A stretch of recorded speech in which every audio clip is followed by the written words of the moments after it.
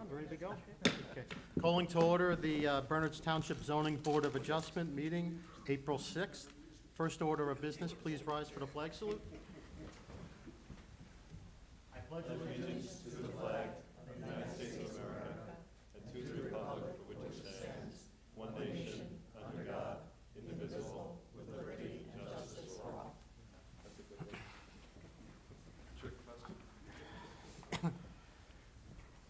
In accordance with the requirement of the Open Public Meeting Law, notice of this meeting of the Board of Adjustment of the Township of Bernards was posted on the bulletin board in the reception hall of the municipal building, Collier Lane, Basking Ridge, New Jersey, was mailed to the Bernardsville News, Whippany, New Jersey, the Courier News, Bridgewater, New Jersey, and was filed with the Township Clerk, all on January 6, 2022, and was mailed electronically to all those people who have requested individual notice.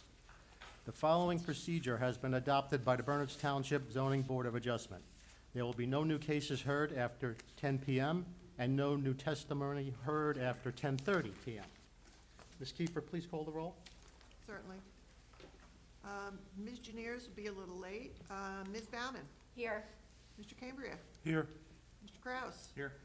Mr. Pavlovsky. Here. Ms. Pakhtar. Here. Mr. Tancredi. Here. Mr. Halverson. Here. And Mr. Amin has indicated he is unable to attend this evening. Mr. Warner. Here. Mr. Quinn. Here. Mr. Schley. Here. And for the record, Ms. Kiefer is present. Vice Chairman Tancredi, you have a quorum. Thank you. You may And continue, and now I see Chairwoman Janaris is Chairwoman Janiers has arrived. Thank you.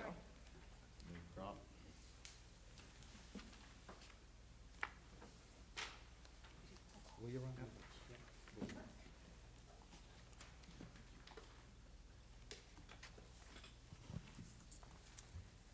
Hi, next up on the agenda is item 5A, the approval of minutes. March 9th, the regular session meeting is up first. Hopefully everyone had a chance to review the minutes.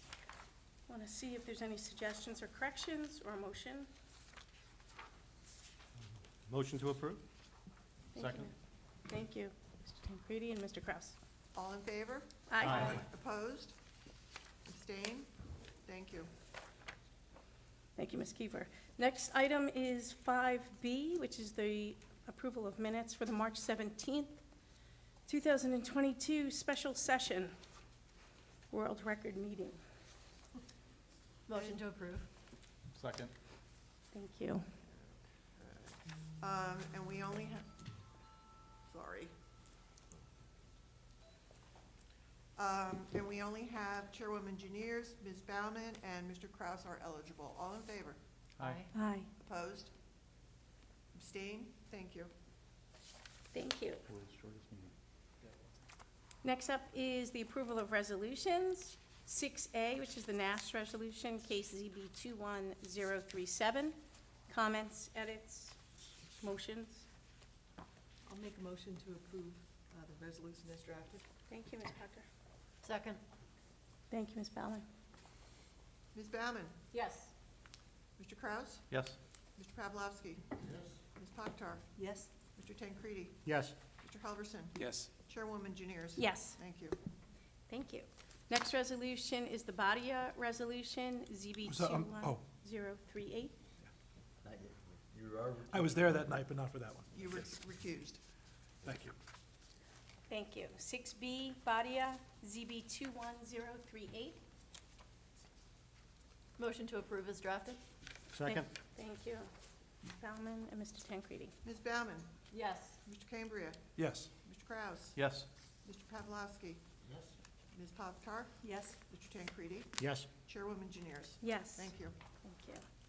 6C, the Yocum resolution, ZB 22-001. Motion to approve? Second? Thank you, Mr. Tancredi and Mr. Kraus. Ms. Baumann? Yes.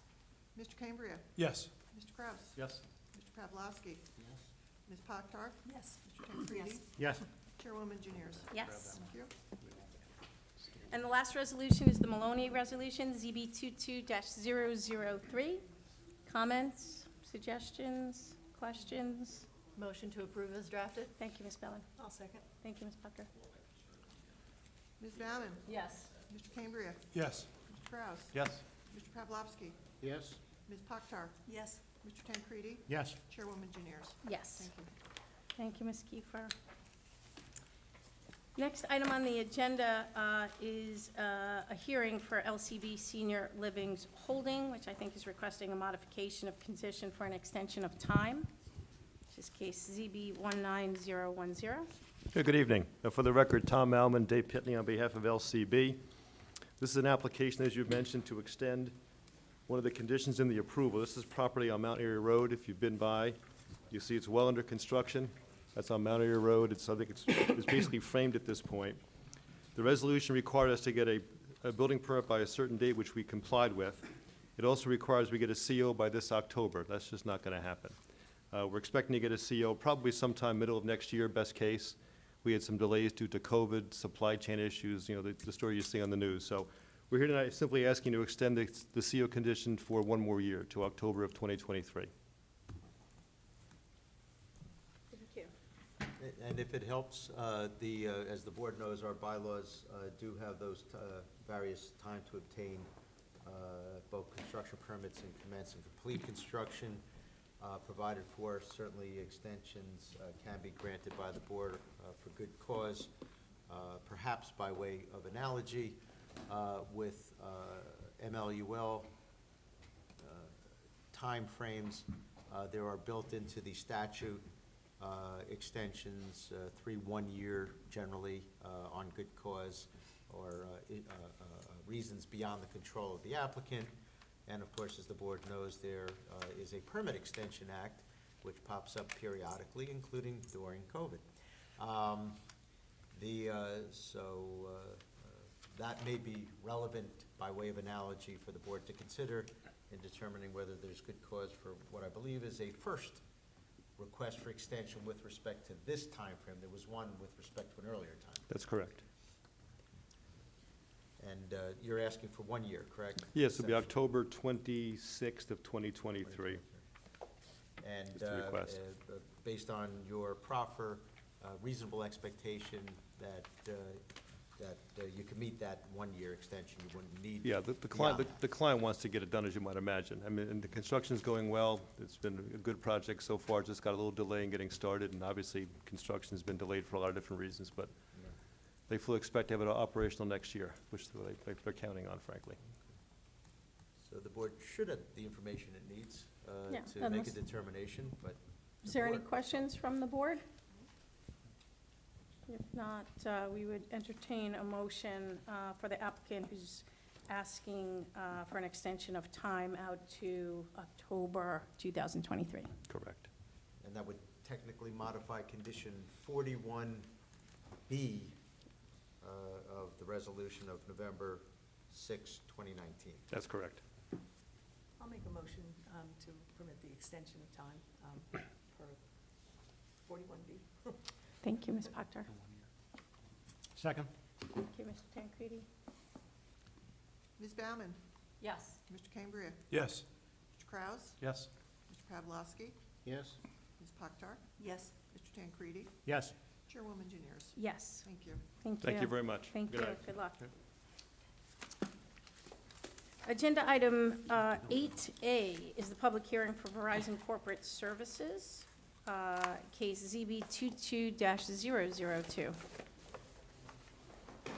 Madam Chair, while the applicant's team is approaching, I did want to put on the record that I had an opportunity, as thus far I always have had an opportunity, to review the notice. I found the content to be sufficient. I found it to be timely served, certified mail March 24, published March 24 as well, both at least 10 days prior to this evening. So unless there's something that I'm not aware of, it appears certainly in my opinion that the board has jurisdiction to hear and decide the case this evening. Thank you, Mr. Warner.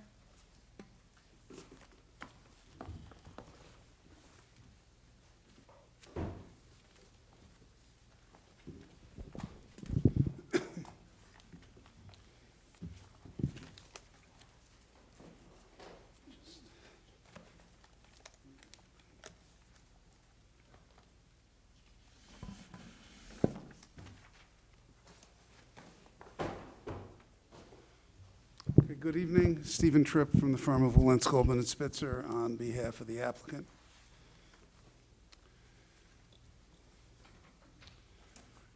This is the Ridge site, the Verizon Conference Center site.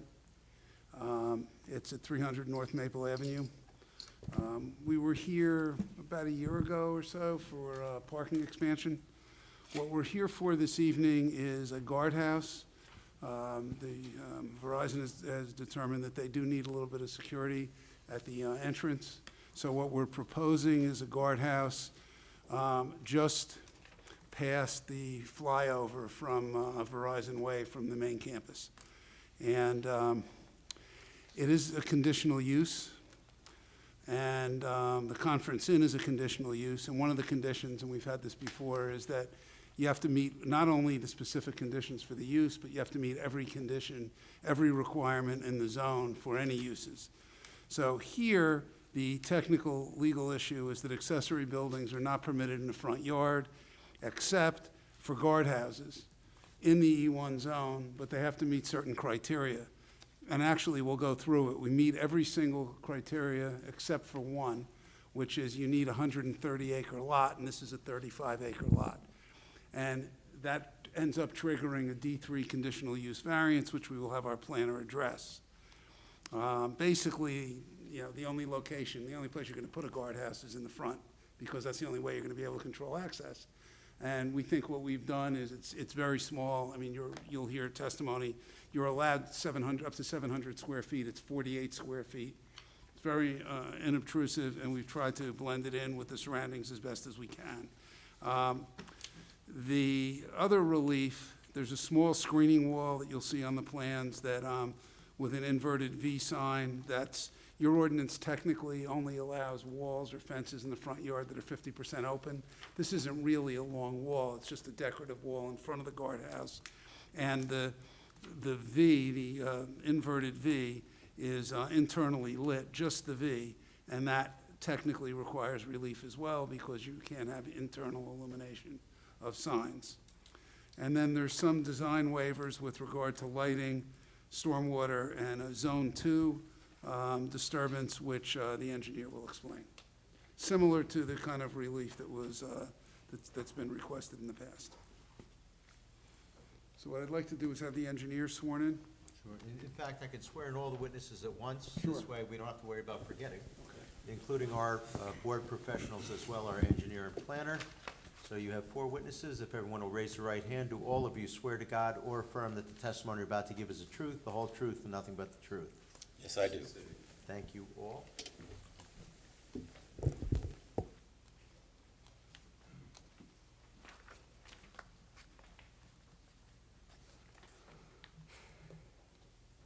have the exhibits with an easel too, or should I just focus on the screen, or both okay?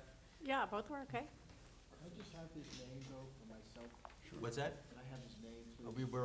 hope we're all gonna get his name. Because I'm gonna insist upon it. And business I think it's my address. first line here. But- We will. We just wanted to get the Sure. logistics put together, and then we will.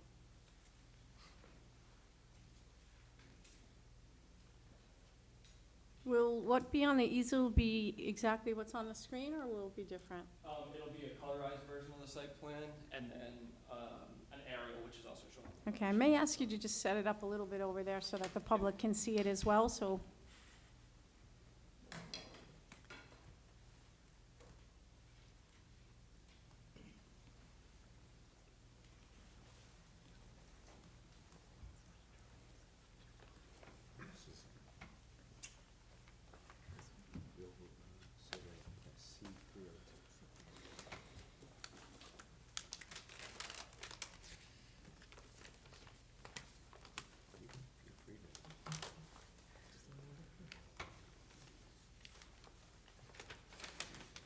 Okay, Mr. Ennis, can you just state your name for the record? Yes, Brian Ennis, BryanEhnes.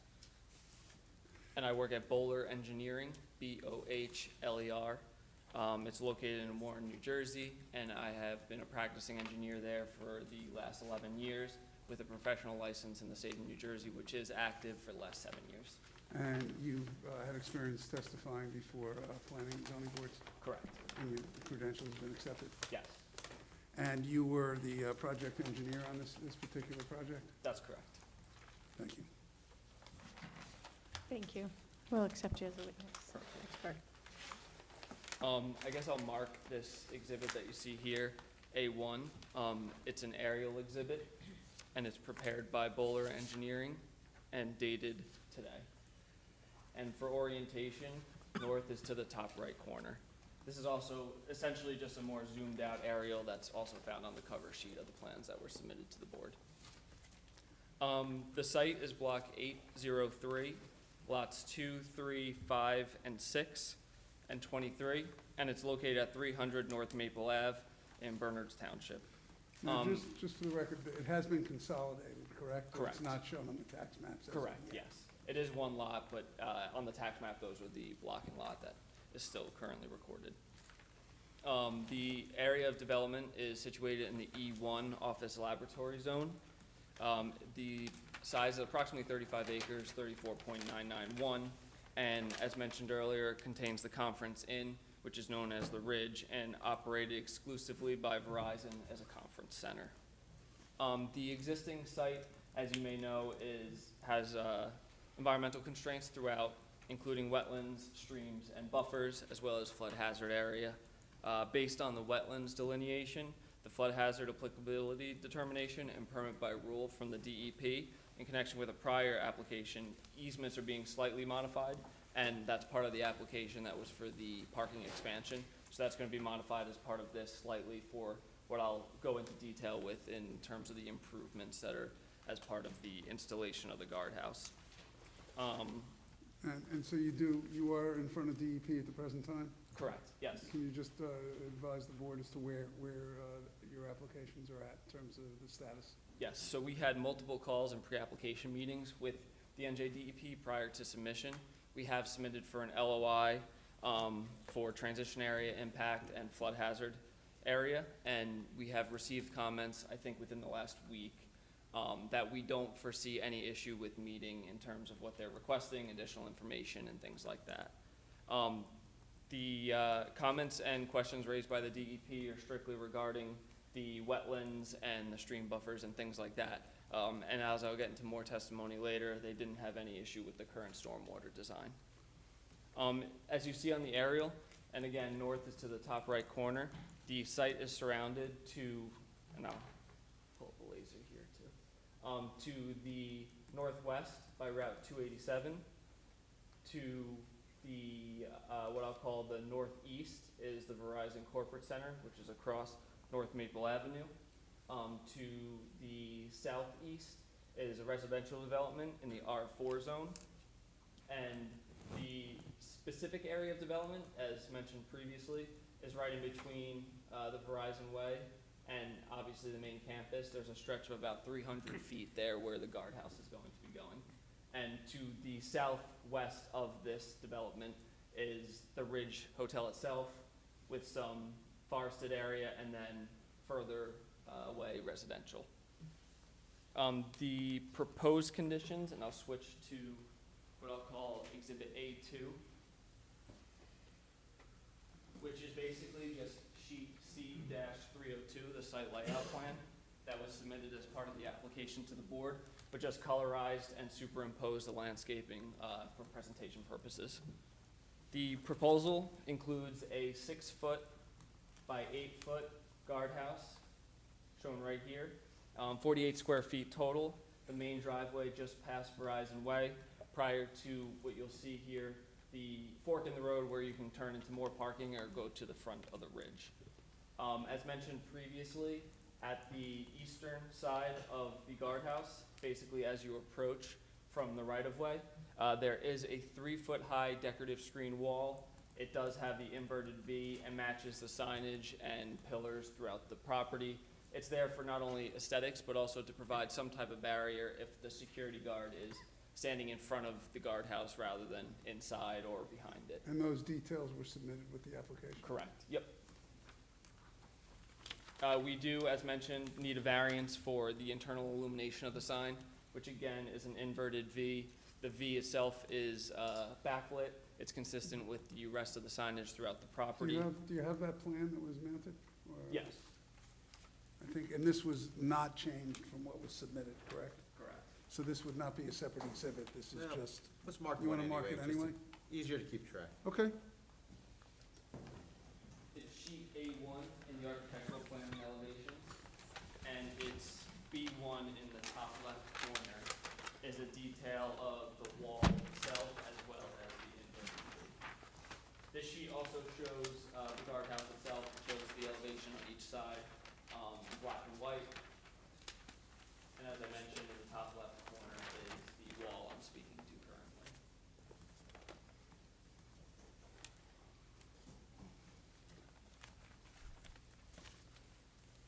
why don't you continue with the layout, with the pull-out area and the gate, and how that's going to function? Yes, so as part of the development, we are widening the road a little bit in terms of providing a bump out, which you'll see to the northern side of the guardhouse.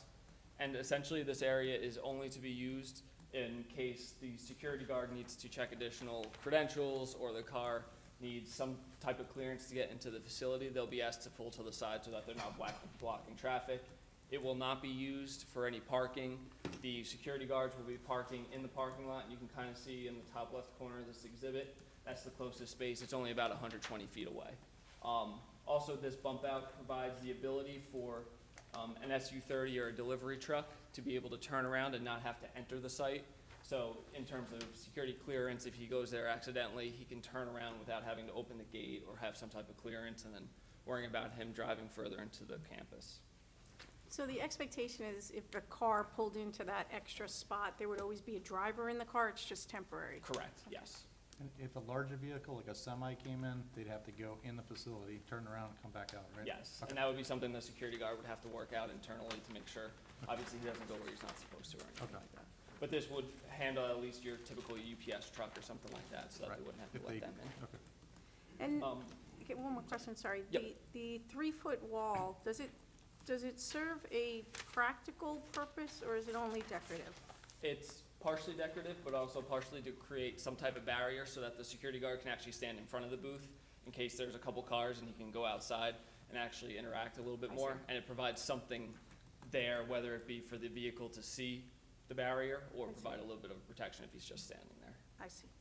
So it would stop a vehicle from hitting the Correct, building, yeah. I assume? And it'll right? at least, it'll draw some attention away from just it being curb in the guardhouse, so. Right. And it does match there's signage even as you enter, basically that black metal that you see with the inverted V, it'll match exactly that.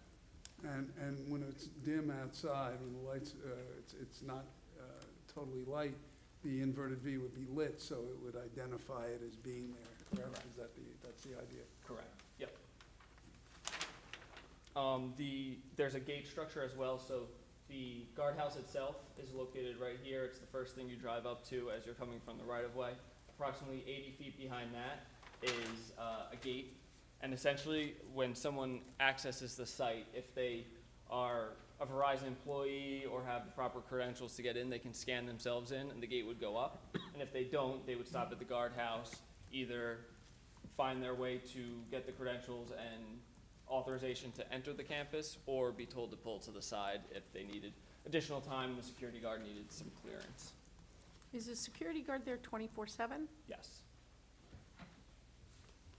So if I'm driving and I have credentials, I just go by the security guard and do my badge in yes, to a gate that opens up? yep, Okay. If I'm a visitor, I stop and say, I'm a visitor, and they press a button or whatever. and it Correct. opens. Yep. Okay. What's the anticipated time frame that somebody would be, that a car would be stopped at the security gate?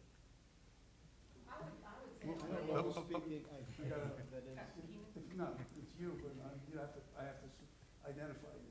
You can't just answer without being identified, certainly.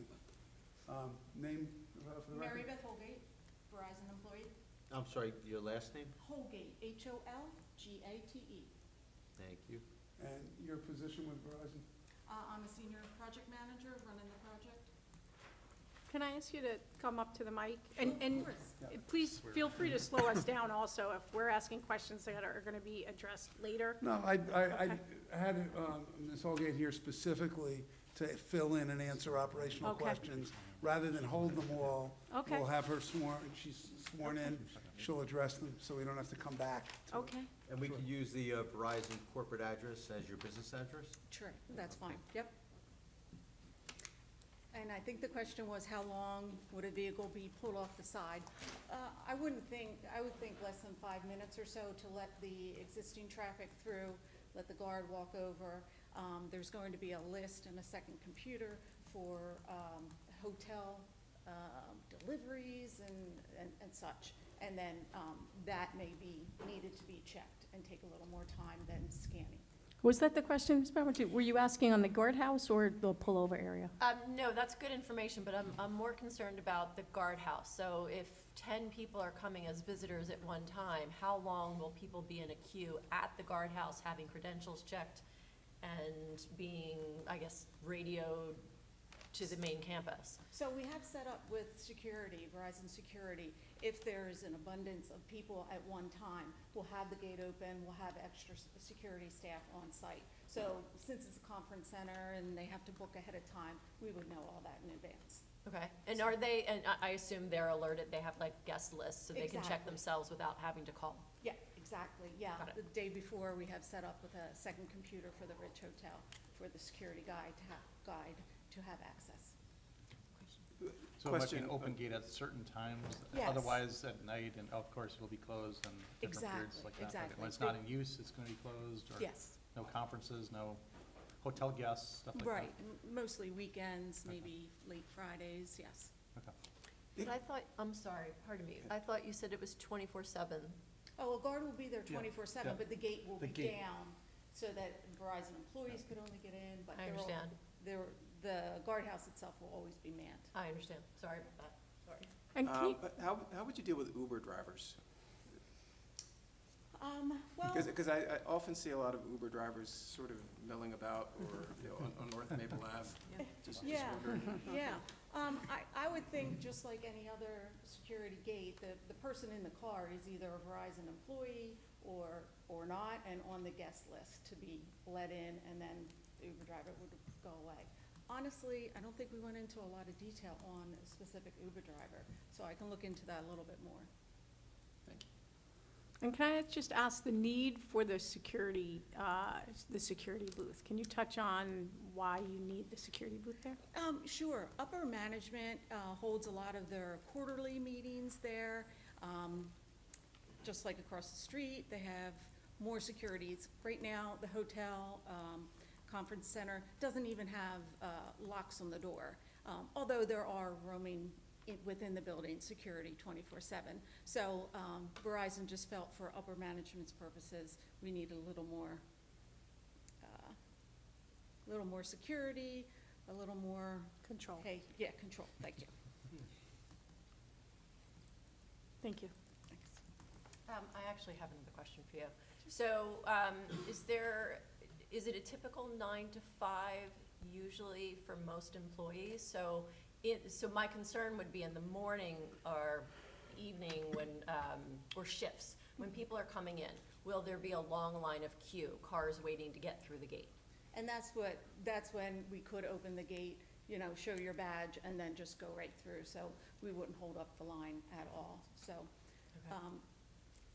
The employees who work at the hotel, they are in early, 6 or 7. Conferences don't usually start till 8 or 9, so,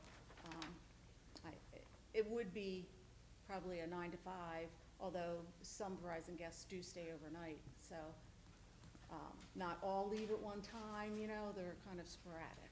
Okay, so this is mostly just the conference center, this isn't the regular offices? None at all. So you don't No have regular offices. offices where people are coming No. sort of every morning to, other than the people that are working Correct, on staff? Okay, correct. I get it.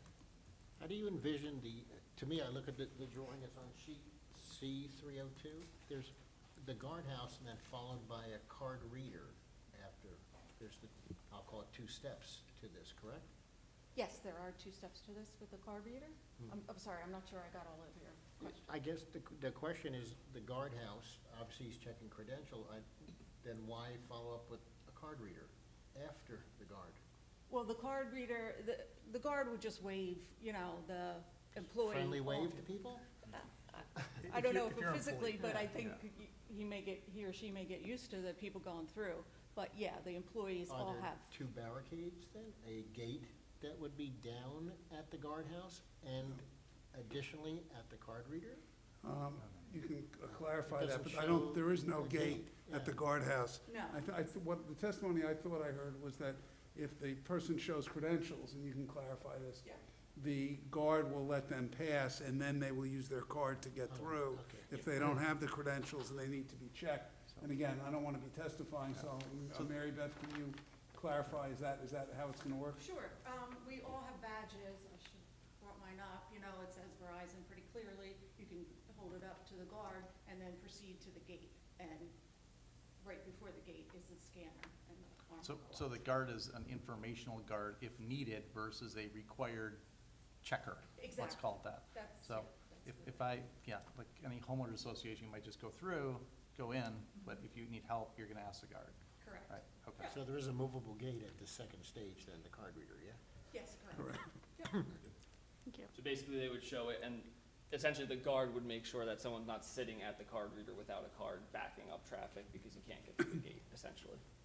Thank you, by the way, thank you. And the purpose of the pullout is if something has to be further checked. Mhm. Is that Yep. the purpose of That the way, the pullout? security guard can take more time, but still allow someone that has a Verizon badge to go through and just read the card.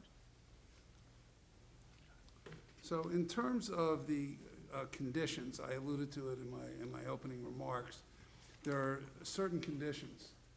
The first condition is a 130 acre minimum lot size in the E1 zone. What do we have?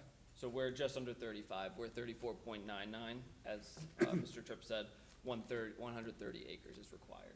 And the requirement is maximum of 700 square feet. What do we have? 48 square feet. In terms of setbacks, it can't be any closer than 400 feet to North Maple right-of-way, Yep, we're over 470 feet. and we can't be closer than 200 feet to Madisonville Road right-of-way, Yep, we're over 1,400 feet from Madisonville. and no closer than 100 feet to any property line. We're just over 100. And there's also a requirement that the guardhouse is designed to be consistent with the architectural style and general appearance. That is correct. And based on the exhibit that you just showed that was marked as A3, can you just comment on what the intent was? Yes, so between the roof, the exterior, the stucco, it's all designed to match the main building. So essentially, you'll have the same stucco color to match the Ridge Hotel, the barrel vault similar to the barrel vault for the roof at both the side and the main entrances of the Ridge itself. Same colors for the roof, same window system with glazing, and there's also small canopies hanging over each side of it that are similar to what the Ridge has as well. And what about the sign, the inverted V sign on the decorative wall? Yep, that's similar to the signage throughout the campus, both at the entrance and once you get past the guardhouse. Also, requirement that the number of guardhouses located within the front yard does not exceed one. This is the only guardhouse we're proposing, correct? None are existing, and this is the only one proposed. And additionally, it has to meet any other requirements for the zone. And there's a 20-foot height limitation, and what's the height of this building? 12 for the height of the guardhouse. So in conclusion, basically, is everything met except for the 130 acre minimum? Correct. All conditions are met with the exception of the 130 acre, which obviously is an existing condition. And why was this particular location chosen? So as I mentioned kind of, and you can see on this exhibit as well, really between the access from Horizon Way and North Maple Ave, there's only a stretch of a little over 250 feet where it would make sense to have a guardhouse. Otherwise, you would have it before Verizon Way, and essentially someone could go behind it from the right-of-way. Or if you have it after this, what I'll call the fork in the road, obviously you would either need two or someone's already in the campus. So it really is held to this 250 feet. Now, in terms of the tree removal and replacement and landscaping plan, Yep, so as mentioned here, we do have trees that are being planted. We're removing 6 trees as part of the bump out, and we are planting 7. I just want to note, while it is regulated DEP area, it is previously disturbed. It's not natural vegetation or anything like that. So we are planting one more tree than we are removing. I know the Environmental Commission in their letter had requested 14 total trees. The reason we are not proposing more trees is everywhere around us from the limit of disturbance is essentially environmentally sensitive. So it would be disturbing a greater area to plant more trees, which is kind of defeating the purpose in our opinion. We would rather leave it more natural and undisturbed rather than disturbed to just plant. Is there any visibility from that location to the residential community to the sort of south of there? So In if this you were to, direction, if you were right? to add more trees, would it block visibility, or is it already well blocked? In terms of the area that we're disturbing is to the north of the roadway here. Yep. So there's no residence there, but to your point, there is natural vegetation already on the southern side, and we're actually not proposing to touch anything on that side of the curb. I'm sorry, can I ask though, if I may, when you say natural vegetation that would be sufficient in height and density to constitute landscape screening from those residences to the south? Or just natural vegetation? I believe it does meet the density in terms of what a buffer would want to be, in terms of how many trees are there in that area. It's also over 250 feet to the first house. And how about the height, given the slope, if any, from The height is over 30 feet, of the vegetation? yes. And are there any slopes that would come into play that would make that insufficient screening? It actually appears that the residents are about 10 to 15 feet higher, which is beneficial because they wouldn't be looking up at lights, they would be looking down at the development. So I think a combination of all those would be meeting the intention of what a buffer planting would be. And the trees that you're planting, the 7 trees, are those going to be a certain height that you're putting in, like a 3 to 5 or 7 foot tree? I That's believe great. we're going in a minimum of 6 feet. 6 feet? Okay. Yeah. So people put 2 feet in, right? Yes. Very small Yes, we won't be seedlings 2 feet. versus, you know. Okay, great, thank you. Will the lighting remain at the same level around the clock, or will it be dimmed at certain hours? So that's Yeah, we're actually about to get into the lighting. perfect timing, leading right into it. So under existing conditions, there is a light pole right basically at the intersection here, and a couple light poles closer to Verizon Way. As part of this application, we're proposing 2 new freestanding lights and 4 what I'll call canopy lights, which are mounted either underneath the canopy or downward facing on each side of the guardhouse itself. They're mounted less than 8 feet from grade and essentially just point straight down. The 2 freestanding lights are on the far side away from the residence. So there's one light here and then another one proposed here. In terms of the lighting levels, the height of the lights meet what is required by ordinance within 250 feet of a resident to be 12 feet in mounting, so we do meet that. They match the same light fixtures that are throughout the campus today. There is a waiver that we are requesting for minimum or maximum average foot candles, which is 0.9. And I'm gonna go into a little bit more detail, we're requesting a variance for 10.05 foot candles. It's a waiver, design waiver. Yeah, design waiver, correct. And I want to, the way we calculated it was to be conservative. So the 10.05 minimum foot candles is essentially in the area of the egress lane from the guardhouse to the gate, which we feel is the most operational in terms of where the lighting needs to be the highest. If you were to take the limit of disturbance and the pavement within that limit of disturbance, we're actually at 5.45 foot candles. And based on the Illuminating Engineering Society, the IES standards, for a guardhouse, the minimum recommended is 2 foot candles within 50 feet, with an average of 6 foot candles. And then 30 yards beyond that, a minimum of 1 foot candle with an average of 4 max. So with the 5.45, in terms of the analysis we did in the limit of disturbance in the pavement, we're actually underneath the average that's recommended by the IES. Brian, let me get a clarification from you. I'm showing 2 freestanding A1 lights and 2 freestanding A2 lights for a total of 4 freestanding lights. Is that not correct? That is total, but those are existing poles. So we're 2 additional lights that are currently there today. So you're But as telling, part of our analysis, we did include 5 total lights, so, yeah, let me clarify that. There's the one existing light here, a proposed light here, a proposed light here, and then there's 2 other ones that are existing poles. So in turn, 5 lights were part of the analysis that we did for the lighting, and 2 are brand-new poles, and then 3 are either existing lights or an existing pole that we're putting the fixture on. so the A2s are existing lights that you're not changing, that you just wanted to incorporate into your light readings? Correct. Okay. Yep, we felt it was important not only for the safety, but also for the calculation itself. And now, speaking of the calculation, I do these too, but what is the 10-foot candle, what is the limit under which that you describe that? So the limit of the 10-foot candles is essentially from the gate itself on the ingress only to the front island of the guardhouse. So on this drawing that I'm looking at here, where you've got light readings all throughout, Yes. I'm still not clear what area within, it's not indicated on the plan, what limit of boundary was utilized to describe the 10-foot candle? Yes, so essentially it's from the front of the island for the guardhouse to the gate arm, but only in the ingress area. So are you in the pavement area, you're saying, from the front of the guardhouse to the gate, to the arm? Yes, but only on the ingress side is the 10-foot candles. If you take in the full limit of disturbance, the pavement, that's where the 5.5. Right, it would be really helpful to, when you do the calculation, and you give me 10-foot candles, it'd be nice to know where that area was calculated, because you've got spot grades all over the entire front area. So I have no idea of evaluating that, whether it's really bright everywhere, or if it's localized bright.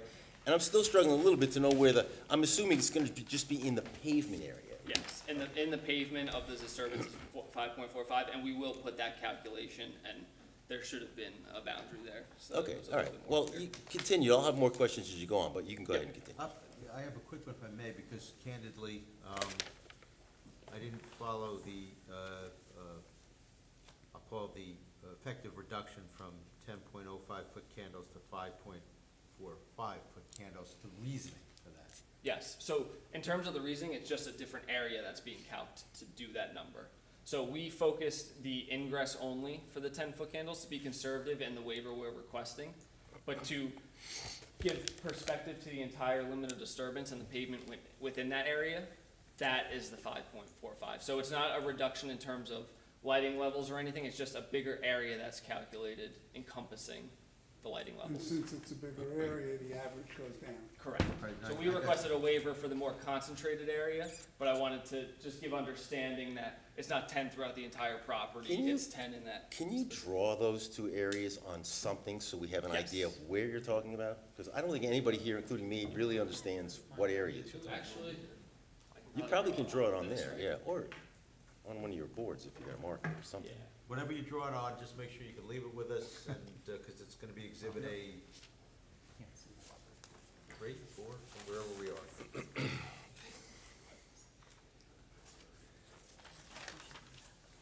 Four.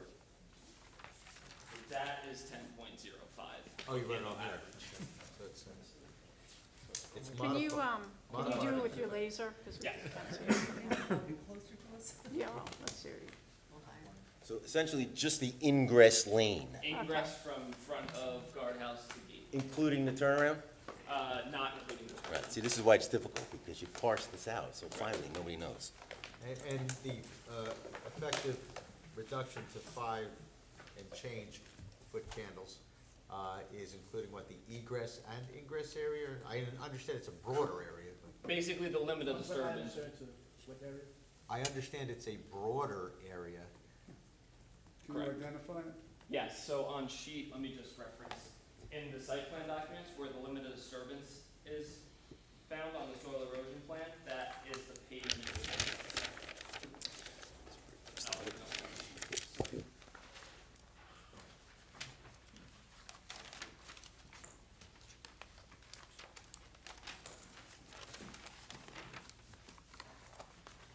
And while you're doing that, I guess, Tom, the, average illumination often we see for the site, that's easy, because you know what your parameters are, but I can see where average illumination for the quote-unquote vehicular areas can some ambiguity or some discretion as to what are the parameters for the quote-unquote vehicular areas. To be honest, when we do lighting design, usually you take it from the source of illumination to a point where you have 0 foot candles. Right. That's usually that's like a limit of disturbance for the grading. So this is the limit of lighting. That's generally how it's done. Here they've parsed out some areas, makes it difficult to really understand the impact. When you take an average, you need to know an average of what? What's the denominator, so to speak? You tell I wasn't a math major, right, Tom? No. I didn't go to law school because I could be an engineer. So on sheet C-601, which I'll highlight as well, but there's an LOD line, which is limited disturbance, and it's all the pavement within that area is what's calculated from 5.45. So essentially the project area. Just paving. Just paving. Yeah, by definition, it's the roadway, so. And the need for the illumination that you're providing. Can So you explain that? obviously, it's security, so you want to be able to see a car approaching, you want them to be able to see you, license plates, you want him to be able to hold the documents underneath lighting and be able to read them. Also, you want him to be able to see if they go to the turnaround so that the security guard can operate over there as well. So it's the safety aspect, not only for the security guard themselves, but for the person that's driving into the facility. So I'm looking at your limited disturbance on soil, but it doesn't include all those areas. So, again, I don't want to belabor this, but it's really hard to understand what area your denominator is, right? Yes. We're talking about the ingress lane, I'm clear on that, that's the 10. Mhm. You're saying the 5 includes all the pavement areas, but it really doesn't. The limited disturbance All- doesn't include the pavement. Right, only the pavement area within the limit of disturbance. Because in our opinion, the average is just gonna be driven down because all our lights focus within the limit No, of disturbance. I'm happy, if you had just taken all of the pavement area directly, that's fine. I could care less about the peripheral areas. Got it. But you're not even showing all that, so again, I'm just trying to get a sense for how bright it is. Right.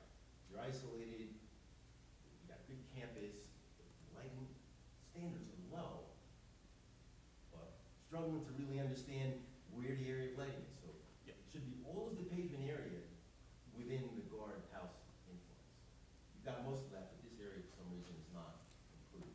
Right. Now, Yep. you can, if you calculated that, would the number go down further? Yeah, the number would be far less than 10. So our waiver request would be 10, but we can certainly provide additional information on the plans or exhibits to give you a little bit more better of a breakdown. So in other words, for purposes of the waiver request, you picked the one area that had the highest to be conservative. Correct. If you include the entire area that Mr. Quinn is referring to, the numbers would even come down further. You can do that as a condition of approval and show that, but those numbers would not increase. They would actually be less than you're showing. now. Correct. We could provide any calculation you would want to see, but we would not need a deviation higher than 10. Oh, no, I appreciate it. You're trying to highlight the area with the highest average. Right. Normally, we see something with an average that extends to the influence of the lighting. Yep. So I think he's taking a very conservative approach. Right. So I'm comfortable now with the discussion. However, for purposes of the magnitude of the deviation for the exception, we're gonna have to strike it at a certain point, and are we gonna strike it at the vehicular area parameters that were initially defined very conservatively by the applicant and leave it at 10.05 and consider a deviation of 9, just over 9 foot candles? In hindsight, I probably could have gone to engineering school, but it's a little late. I did, didn't I? I know I was, wasn't I? The own worst enemy, right? But 9-foot candles and change, so to speak, or, because if we're gonna change Yeah. the parameter, we're gonna change the deviation. No, the way I look at this again, you can have hot spots. If you're doing a lighting field for a parking lot, certain areas are gonna be hotter than certain others, but you're looking at the whole parking lot. Right. That's how you calculate the average. What they've done is very conservative. They've taken the highest illumination area, done an average of that. That's not indicative of the lighting throughout the whole area that they're developing. So in my mind, the number closer to reality is the 5-foot candle number, not the 10-foot candle numbers. The 5-foot candle number encompasses most, if not all, of the improvements. If you include the improvements based upon your opinion, would it be appropriate for the applicant to modify their application to seek the true lesser relief and lesser deviation and have it at 5 point, I lost the number, but 5 point something? Yeah, if it could be 5.5, we're just under 5.5. 5.4. That encompasses. So 5.45 foot candles versus 0.9 maximum permitted, and I can't speak for the applicant, but Mr. Tripp can. I think our engineer is saying that, thank you for being so conservative, but maybe you were too conservative. Make it 5.45 and your deviation It is would on. be 5.45 over the paved area of disturbance as opposed to the Right. isolated area that they gave. Right. So we'll And make then that you could make modification, a- and yeah, and you it could might be make a easier for the finding. board to grant such Sure. relief, given that we've cut it in half. And you can make a finding that the relevant area is the larger area and the average is the 5.45. Correct. Yeah, I'm comfortable with that. Okay, so amended. Terrific. We, crash course in lighting. The other thing, obviously, that's important is there going to be any impact whatsoever on the adjacent residential properties? Yep. And to explain that. Yep, so we kind of hit a little bit with the buffer, but I'll just kind of highlight, and I'm going to refer back to the aerial, which is A1, I believe.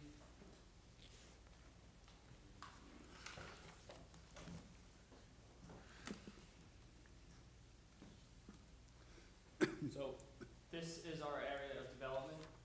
The closest house is a little over 250 feet away, and as you can see, there is dense forested natural vegetation in between our development and that house, as well as what is approximately a 10 to 15 foot grade change where it's going up towards the house, not down towards the house.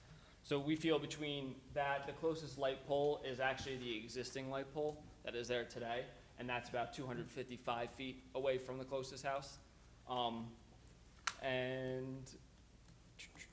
And again, with the grade change, the 10 to 15 feet, again, our highest light mounting height is 12 feet.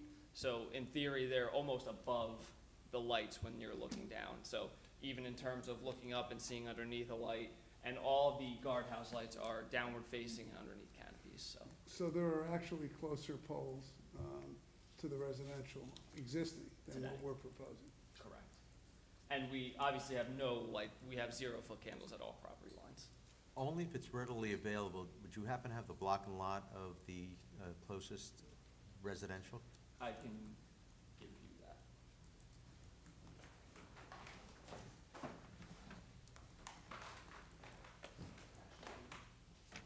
It is block 7, this one is block 7, and it, I believe, is still the same lot.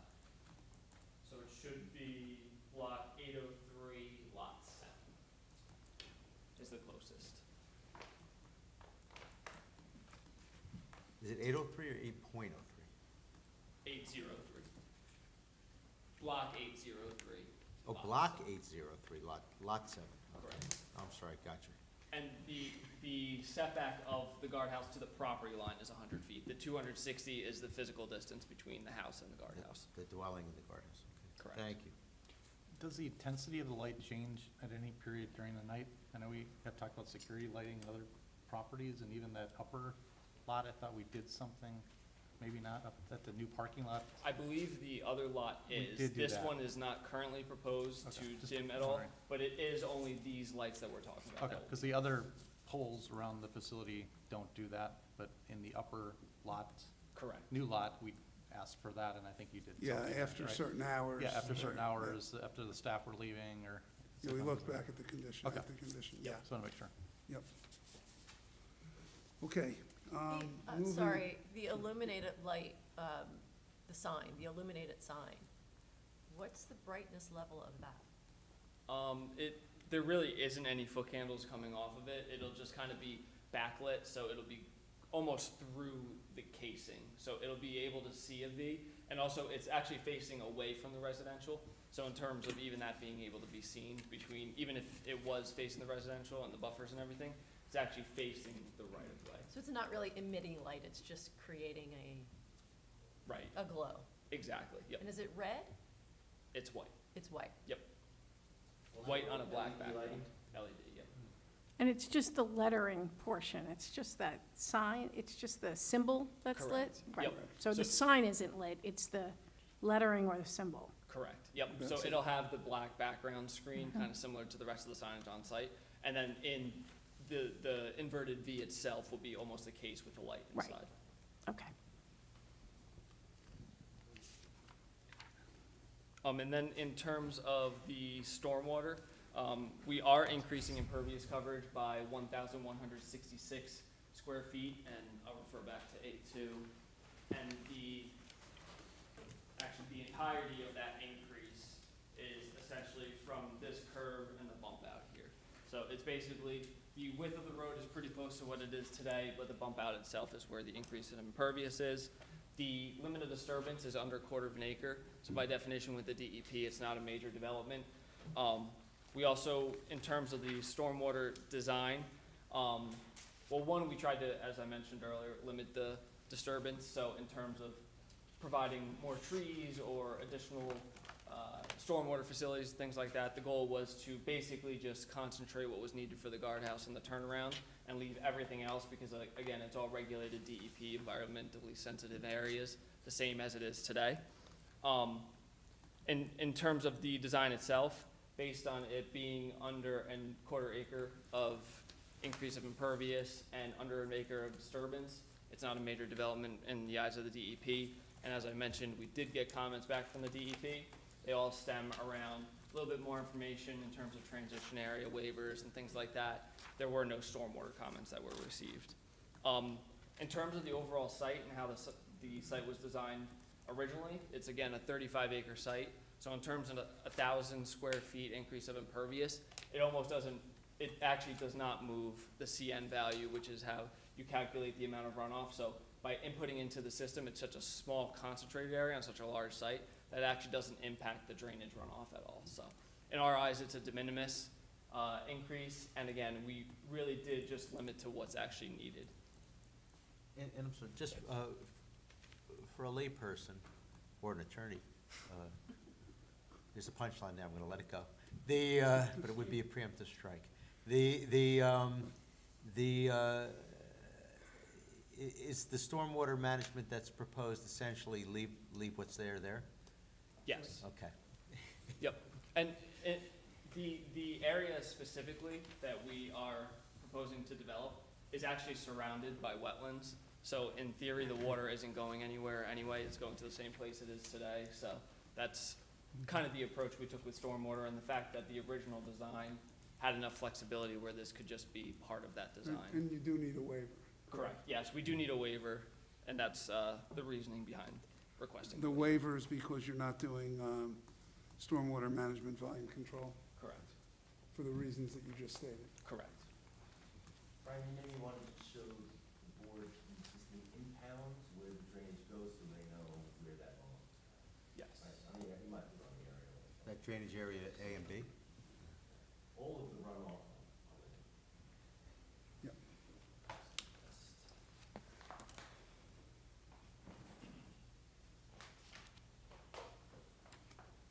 So there is, this may actually be the best sheet to show. In the set, there's a C-601, and you'll see there's a number of pipes coming through this area that basically are going to be collected and discharged into the wetlands in the nearby areas. And you can kind of see, there's one head wall in this area, there's another one coming this way. You can see the pipes are getting bigger, obviously, as they're going to the wetlands because it's collecting the majority of the site. So we're actually pretty close to where the end of the conveyance system is. So you think that that water's going to the wetlands on the north side, not the basins down the south side? Well, let me go to the drainage.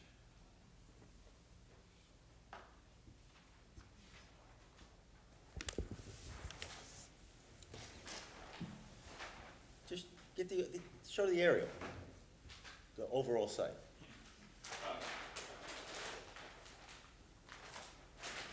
So, I guess, Do you have the overall site map? Just the overall site, Yeah. just show that. I just want globally the board to see where the runoff is going. Yeah, there you go. Oh, yeah, you mean down towards this direction? The way I read it is, and what I said in my report to support the waiver was that all of that runoff is going to two existing ponds that manage the water on the south side. Correct. All of this water. So that's just what I wanted you to show them, where the Yes. ponds are, so they know where the water's going, that there's already a stormwater management system constructed to handle the runoff from the site, and this is going directly into that. That is correct, yep, and it's actually being collected through this pipe here and then coming down to that basin. So just to correct this, that we are not connecting into that for Right, that very right, reason. right. You're not changing drainage patterns, it's all going to the same drainage place. pattern, correct. Can you show us where the pipes are on this thing? Because that's so far away, I can't see Yeah, on, anything you're pointing to. C four, 4-01, so the. 4-01, okay. Closer. So the proposed pipe is this one, it's collecting the inlet here, and then this is the pipe that's going kind of off page down to the south. And then all the existing ones that I was referring to are the double dashed lines that connect into the wetlands. And we are actually mimicking the existing drainage so that it matches what is there today. And the two ponds are they off the chart there, so to Yeah, speak? down to the south or bottom of the page. And then these are the natural wetland areas. The Alta survey actually shows all the piping, if you're looking for it, Beth. All of the piping is shown on the Alta survey. All the hydraulic connectivity is kind of shown on the Alta survey, which is the big overall plan that they submitted. But it gives you an idea of where stuff is going. But once you start to get to the residences, though, the elevation changes, correct? The ponds are lower. They're Yeah. lower than the ridge center, and they're lower than the residence. Yeah. So it's, So the water's not impacting anybody that lives around, and Yep, that's it's exactly actually flowing away from the residents. nor the street, correct? It's- correct. Correct. But even larger, look, that doesn't, normally, if you were developing a site and you had no detention, and you came in with 1,200 square feet of impervious cover, you couldn't justify a waiver for it, right? You'd have to do something. But in a case where you've got a site, a 34-acre site that has 16-acre drainage areas, literally the 1,100 square feet, if you have basins that are designed for this, I ran the numbers myself. If you put the change from one cover to another in the system, you don't even get a curve number. So the computer, the modeling, discharge modeling, would not show any increase in runoff because it's lost in the scale of it. So that's, I mean, I'm not promulgating waivers left and right. They obviously have to be case by case. But in a situation like this where you've got a lot of stormwater infrastructure already created for a 35-acre site, there literally is no impact associated with this.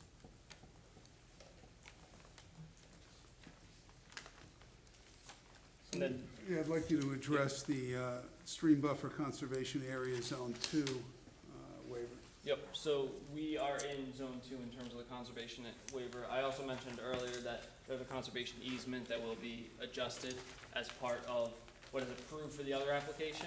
Before filing, we're gonna modify slightly for the 1,000 square feet so that it balances out the area that's given for the easement compared to what's there today. In terms of zone 2, this whole area that's in question is in zone 2, and as mentioned previously, there really is no other logical space to put a guardhouse on this site other than in this zone.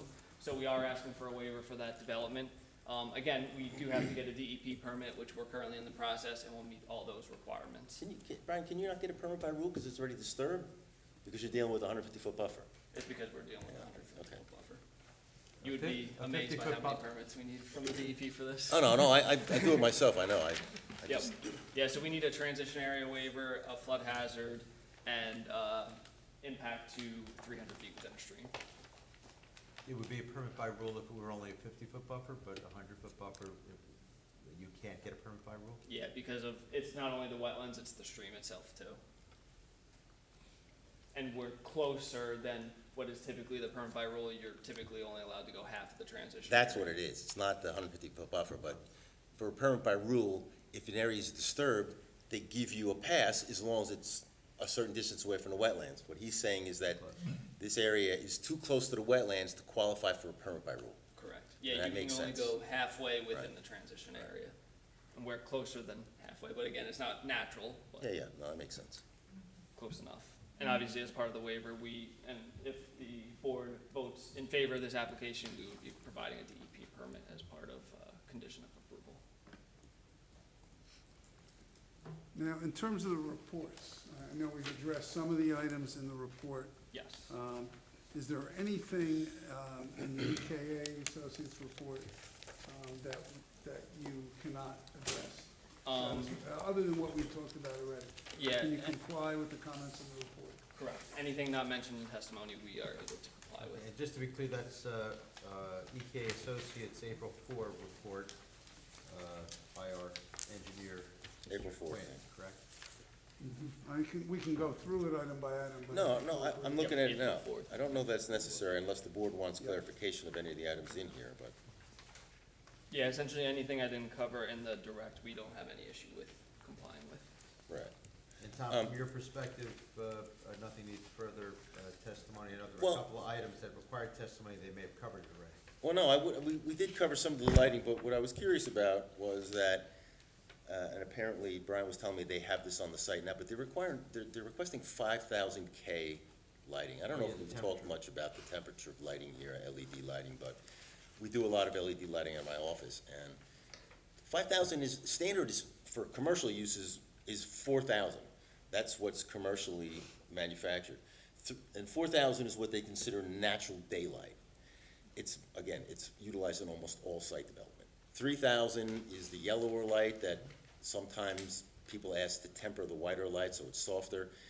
5,000 is a little higher. You start to get to 5,500 especially, you start looking at that bluey kind of violet light, you get towards that spectrum of it. I was just, not that it's a problem, I was just curious to know why 5,000 was chosen, because I rarely see that spec for a light. Yep, yeah, we're typically 4,000. 5,000 is actually what is throughout the rest of the campus, so it was strictly a consistency thing to stay the same with the fixtures that are already on site. No, other than that, the other big item that I addressed was the waiver request. Tried to put some context for the board in the waiver request. And you guys will decide based on that context whether it warrants the waiver or not, but otherwise. You're talking specifically number 17? Correct.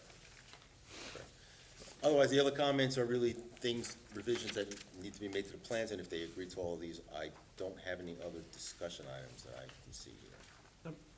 Number 17, that waiver's before us? Yes, sir. Yes, and it was addressed a little while ago Right, that, in the colloquy between engineers. I know, it's probably better I went to law school than engineering.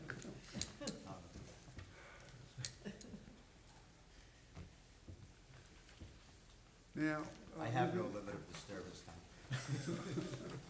Moving over to Mr. Schley's report. I think a lot of it will be addressed by the planner's testimony. There were certain sheet clarifications under number 2A through S. Can you make those revisions? Is there anything you want to discuss further? No, those are all fine. So we can make comply all with of those revisions. That's on Mr. Schley's report dated March 28th, 2022. And those are the plan revisions he's asking for under number 2. Correct. I think there's only one, I have a question, which is H, at the top of page 5, that's what's the size of the sign? The sign is the 2.9 square As feet. shown on the architectural. Yep, and that's basically a box around the inverted V. We had requested 5 square feet before we knew the exact sign, but Okay. 2.9 would So be you'll fine. make that plan revision. Correct. Thank you. And also, Mr. Slide, did you have a question on letter N? Was that also a question about parking spaces? I think that was Compliance. discussed, that there were not parking spaces. Correct. Oh, it's confirmed. The pull-off area is a temporary That's stopping area, and that answers the question for me. Thank you. And the references on the, I think it was a landscape plan or anywhere else that it talks about Yeah. parking spaces, there'll be. Correct. I think it might have been a note left over from the prior application. It has to be removed. Yep. Thank you.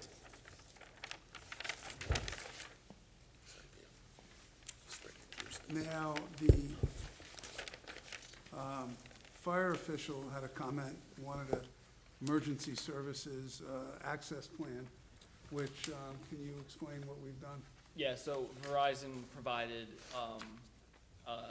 fire access and emergency access plan that the fire official has deemed meets his requirements. So we can certainly submit that to the board and to the township as part of. We'll submit that with the email that came recently that said that the plan was fine. Yep. So that's been, we can address that as compliance, but we have that. Yes. And the only other, And then I touched on the environmental commission, which was a lot about the zone 2 and the DEP, and then the one comment about 14 trees, we're removing 6, proposing 7, and our thought is to limit the disturbance and not impact more vegetation to plant more vegetation, is essentially our thought process. If I may, Madam Chair, is Dave or Tom, is it normally, in this case, a 2-to-1 replacement, and that's why they proposed 14, or did they just pick 14? No, their calculation is correct. It ended up being, they owe 14. They're proposing to plant, what, 7? 7, yeah, cutting down 6, planting 7. And you're proposing to contribute to the tree fund for the rest. And the reason for that is because there's nowhere else on the site to plant those extra 7 trees. We would have to disturb other environmentally sensitive or NJDEP regulated areas. So to us, we'd rather plant what we can in the disturbance, give to the tree fund, and leave the other natural regulated areas as is. so you'd have to do further encroachments into regulated areas to actually plant trees. Correct. And that's On the what whole we're trying to avoid. 35-acre property, there's nowhere to plant 7 trees. Well, he was thinking, I think you were thinking in this I was immediate thinking in the area. immediate area. We could certainly look for other areas if the preference is that. If you want, yeah, if you'd like us to plant the tree somewhere else, we were just looking at this area of disturbance, figured that we'd make a contribution in lieu. If you want to see 7 trees somewhere else on site, we can work that out with your I'm sure professionals. we could do that if it's not concentrated in this That's area. not a problem. I think that the goal of the ordinance is to replant on the property. If there's nowhere to do that, which sometimes there isn't, but Yeah, if it's okay to be other areas, I think we can make that work. Should we leave that subject to your review and approval? if they can't find the space, Or, You know, but- or it should be 14. Find the space. I think you'll find the space. If for some reason you can't, Yeah, if we can go leave the anywhere door on site, open. we will. There are a lot of wetlands, but I think we can find some. Find a We- dead we- tree We got off my report after number 2. There were a couple other things that if you want to just hit them while, I know some of the stuff's going to wait for the planner, but there were other things I think you can just get over with. You want to keep going there? Yeah, definitely. And if you want me to just point which ones those Sure. are. Yeah, let us know. In number 5, it talks about the lighting of the sign, and you already indicated it's gonna be limited to the V and not the background. Correct. And another condition that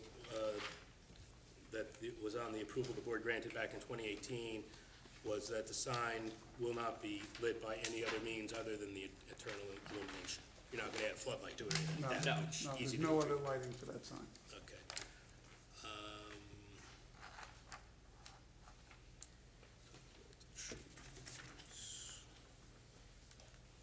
I'm gonna jump to numbers 12 through 16 are all pretty standard. 12 talks about the easements that need to be amended, the conservation easements, that is. 13, 14, 15, 16 are all pretty standard conditions of approval. Yep, and just for the record too, since we've submitted, we do have county and SCD approval, which we'll submit. Okay, so you're agreeing to all those. SCD. And number 17 talks about the board's time limitations for getting plans revised and so forth. And I know you got a lot of things to work out with DEP on this one, and you guys needed a little bit longer on the parking lot plans. Correct. Are you want to request more than the 6-month time period to get the plans revised and signed by the board secretary up front rather than having to come back later if you anticipate needing that time? Brian, yeah, what sounds do you think, what would you like? Our goal, we think we will be within the 6 months, but if it's something we can request now to just go to 12, just to, for the I would request, just suggest in you case. request 12 months. If the Okay, so board's- we'll make that Our amendment. goal is certainly 6, but 12 would Okay, be we'll make nice, that just in change. case. And one other thing that's not in my report that I did bring to the applicant's attention just before the meeting, because I didn't realize it till late, was that there is there's a sanitary sewer line in the vicinity of the guardhouse, and the township tax maps show that there's a 20-foot wide easement, like there typically would be on a sanitary sewer line. The applicant's plans don't show that easement on their surveyors or on those plans. So to the extent that there's an issue there with something that they're building being within that easement, to resolve their survey and their plans to show the easement, and also to get the necessary approvals from the Berners Township Sewage Authority, if indeed there is an easement there. Yep, that's not a problem. So if I understand correctly, stay out of the easement, or in the alternative, if you can't get the sewage authority permission to. Yeah, I mean, it looks like there might be some curbing work and things in there. The driveway's already over the easement, the pipe's under there, but just to square that away, and if it's something that the authority needs to weigh in on, take care of that. Yep. It We were probably able would to not avoid- allow you to put the guardhouse in there, right? Pavement doesn't matter, but the guardhouse couldn't be in there. Correct, yep. Which I think, based on what I'm seeing on the tax map and our distance from the sanitary line itself, we should be okay, but we'll definitely work to make sure that's the case. But we aren't physically impacting the line today, so. That was all I had, thank you. Thank you.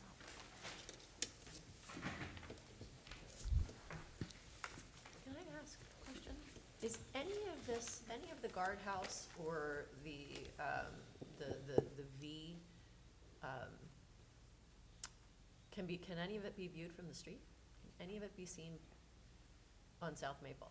I don't think so, but there is actually a sign that's closer to South Maple already. So if you were able to see this one, you would also already be seeing almost the same thing. It's a standing pillar with the black background, which will be the wall with an inverted V. So that's actually closer to the right of way than it is today. Your You don't think, drawings you show, can't see anything, right? 470 or something? Yeah, 470. So it's pretty far in. is the sign that says the ridge, is that illuminated? It's shown on the drawings here, but. Is that the one right off the main entrance? Yeah, it's just to the left, shows a stone wall, and then this other ID sign says the ridge. Is that illuminated? It's on, I don't know. It's on this control point drawing.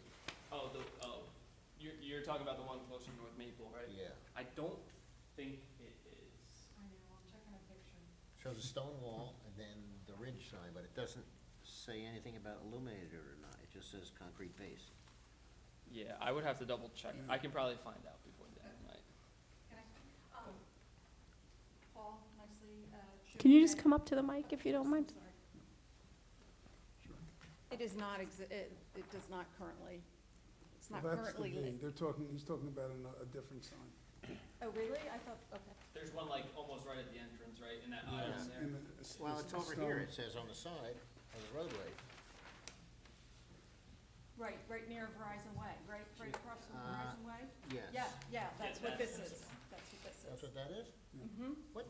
What does the inverted V mean? Yeah, it's inverted. Verizon gives that, what? It's the ridge. It's like, It's it's a ridge mystery. upside down, and it's a V for Verizon. Verizon upside down. Yeah, upside down Get becomes it. a ridge, Yeah. right? It's funny, they have a headquarters in Texas, and it's called Ridge something too, so it's a theme. Made no sense, that's why I just figured Thank now's you. the time to ask this. Thank is you. far more. We were I hoping have they were one all more wrong, question, right? and it's really just, no idea. you know, to put things to rest kind of a Yes. thing. So worst case scenario, 470 feet, how many cars could stack, like 20? Yeah, it's 20 foot a car. Right? Yeah. So, and the likelihood of that happening and cars being backed up into the street is pretty much nothing, correct? Yeah, I would not think, and I think like the if idea was is you have a testified guard earlier- there who can manage things as well. Yeah. So it's I just not don't want as them, though, I it's just don't not want as a though you. guard to be backing cars up into the street, that's all. Yeah, Yeah, and I think that would be one of the events. Onto North Maple, correct. this isn't a situation where you have an automated system and cars could just get, something Yeah. could happen. You've got a guard who's gonna manage it. Right. And the guard has the discretion to let people in who might not otherwise have a credential? No, they can show their badge and go through. They would put multiple guards, security guards on site when there are larger events, and they would also have a list of But if I were just clientele. going to pick someone up that, you know, worked at Verizon or was there, I had no credential, somebody called me and I drove in, I went to the guard shack, what would happen? You would most likely get turned away if you're not on the list and you don't have a credentials. Thank you. And there's not room for 2 cars to pass, so if you had people with badges, they could go through faster, and people who had to stop, the people who had to stop aren't holding up the whole line? Or is it just a single lane of cars? It is a single lane, that's why we created the pull-off to allow traffic to continue Okay, through so- and so- not hold it off. Okay, I got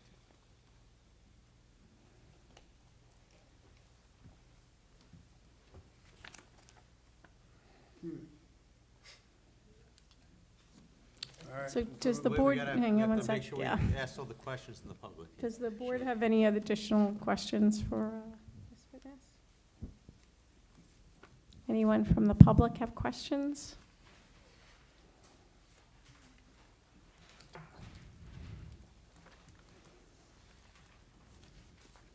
Hi. Teitelstein, 172 Riverside Drive. The question. Todd, 2 Ds. Not a problem. Going back to the trees, I know you're going to be cutting down 6, planting 7. Are you going to be planting on native species, the trees? The species I believe were approved. Well, Yeah. they're existing. Yeah, they're not invasive or anything like that. Thank you very much. Thank you. Any additional questions for this witness? Okay.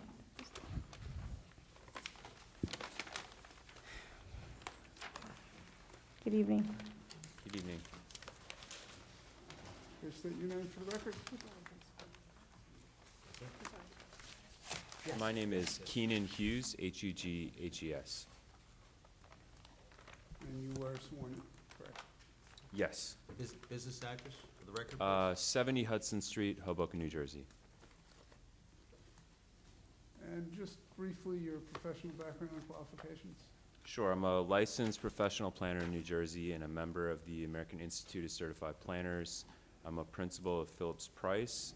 I represent municipalities and private clients throughout the state on planning and zoning matters, and have previously appeared before this board as an expert witness. And been accepted as such, correct? Correct. Thank you. We'll accept you as a Mr. qualified Hughes? witness. Thank you. Yes, thank you.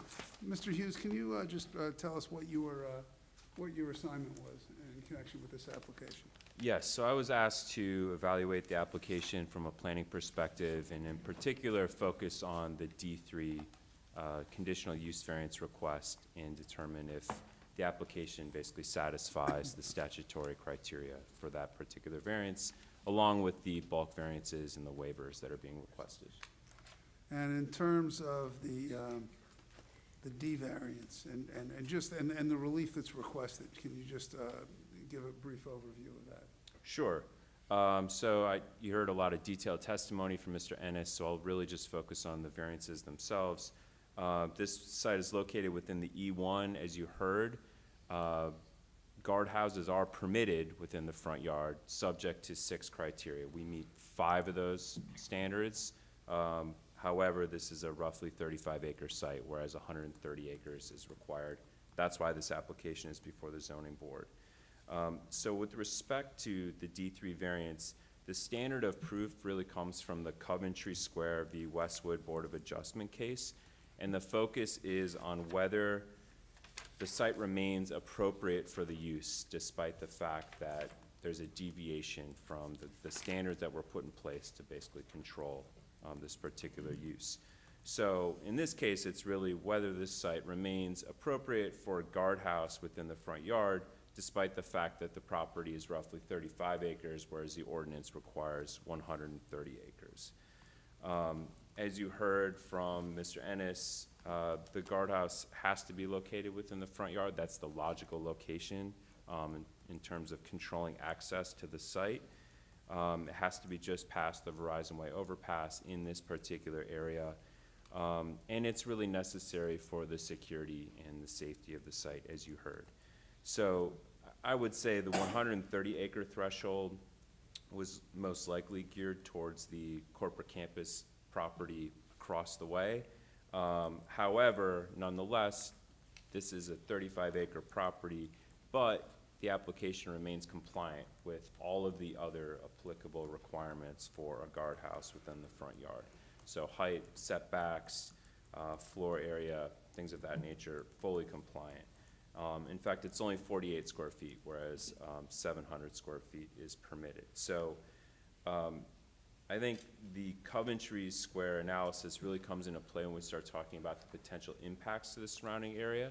So under the negative criteria, it's my opinion, based on the testimony you heard from Mr. Ennis, that there's no substantial detrimental impacts to the surrounding area. From a visual standpoint, this is not going to be visible from North Maple Avenue. There will not be any substantial light or glare impacts on the surrounding properties.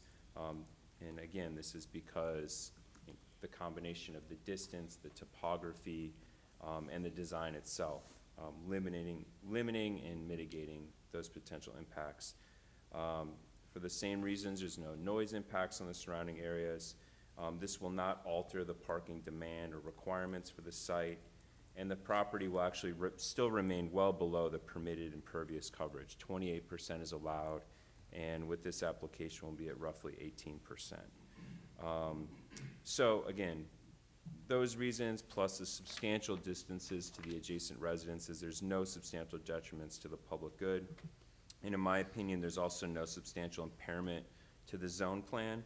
Again, because this application satisfies all of the other applicable requirements for a guardhouse in the front yard, it meets the intent of requiring a large tract size in the first place, which I think is to ensure it's not visible from the public realm and to make sure this is really completely interior to the facility itself and not impacting adjacent properties.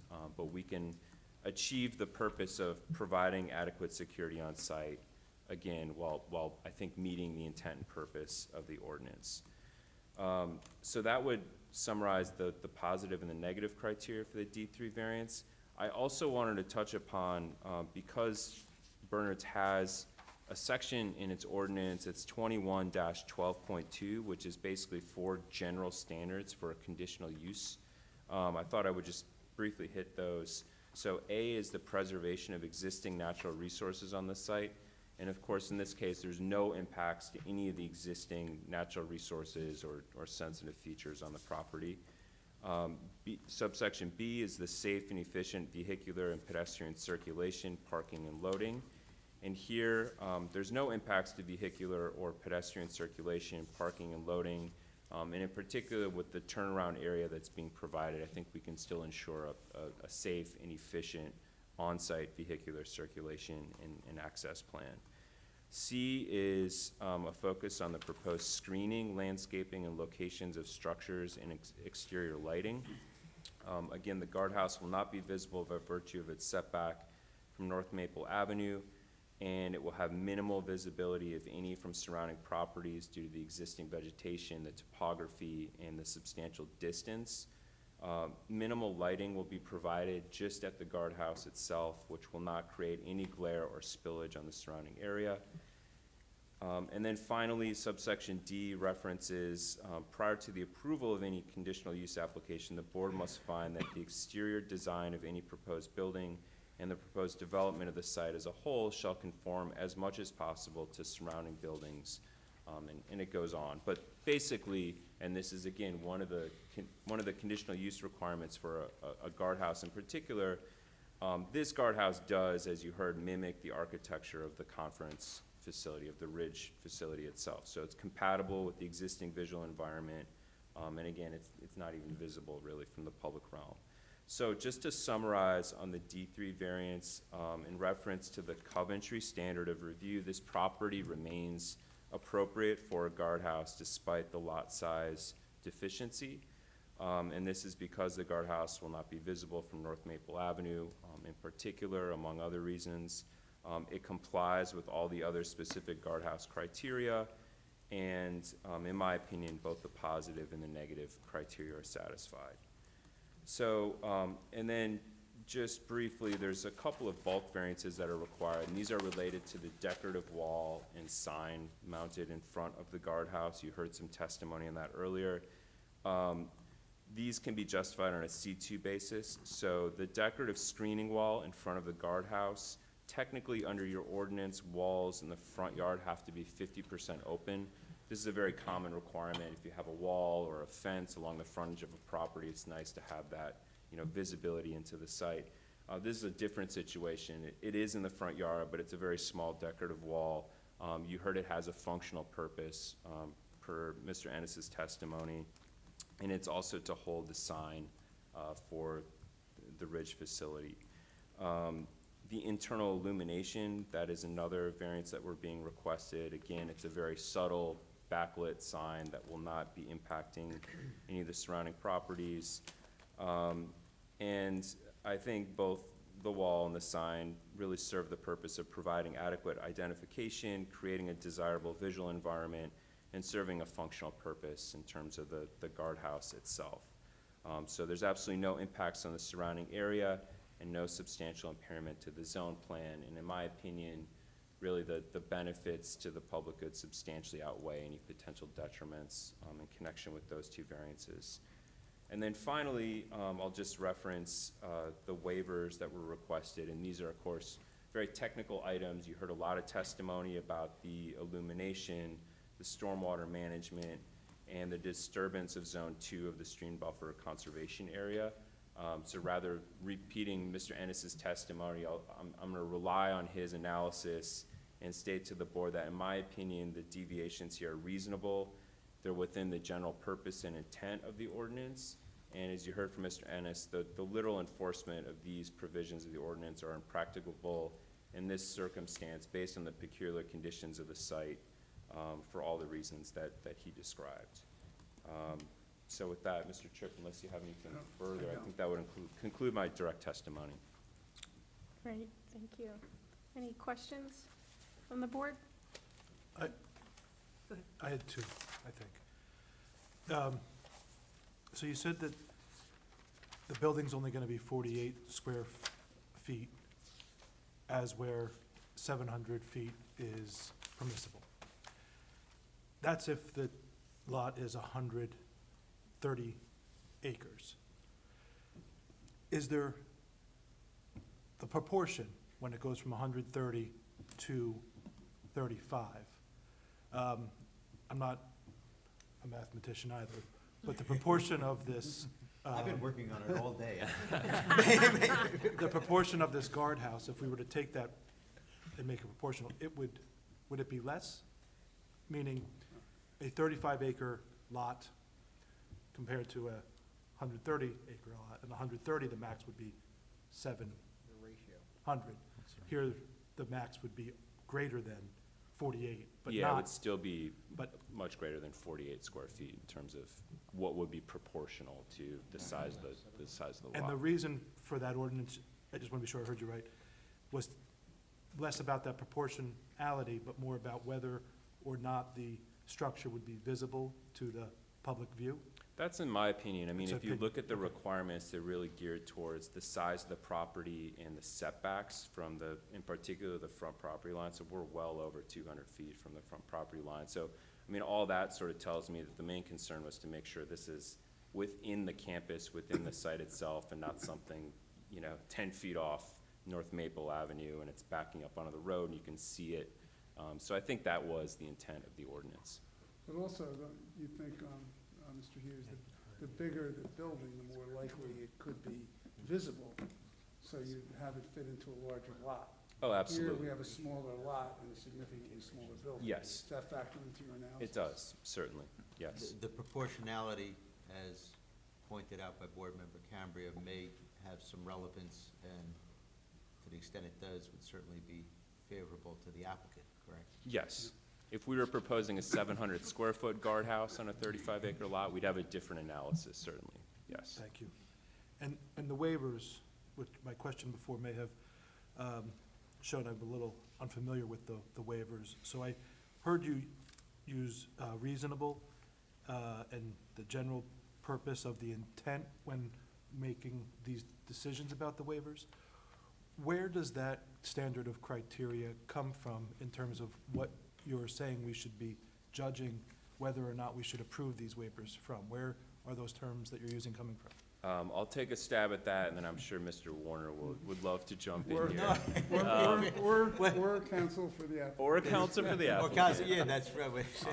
From a planning perspective, That's so right. I was basically paraphrasing, in the municipal land use law, there's a section, it's subsection 51B, and this is the criteria for an exception from the site design standards portion of the ordinance. So more technical site design requirements that you find, not necessarily in the zoning portion of the ordinance, but in, where you get into things like lighting and landscaping, things of that nature. So that's the typical standard, those are the criteria for the board to grant relief from those provisions. Yeah, And it's Just like found you're in the familiar statute. with no substantial detriment to the public good, and the, substantially, benefits substantially outweigh the detriments, that language, that's in section 70 of the MLUL. That goes to variance relief. This goes to exceptions and waivers, and it's in section 51. So that's where he got the language from. He didn't make it up. I assume not, but I was unfamiliar, yeah. And to run with that, Yes. Mr. Hughes, the standard in section 51B is somewhat akin to the undue hardship standard, positive criteria C1, correct? Yeah, similar. Can you explain the difference? Well, I would say that, Quiz time. I would say that under the C1 criteria, I think it's a higher standard in terms of establishing a hardship. And I think if you look at the language under 51B, there's a reference also to being impracticable, as it relates to peculiar conditions of the site.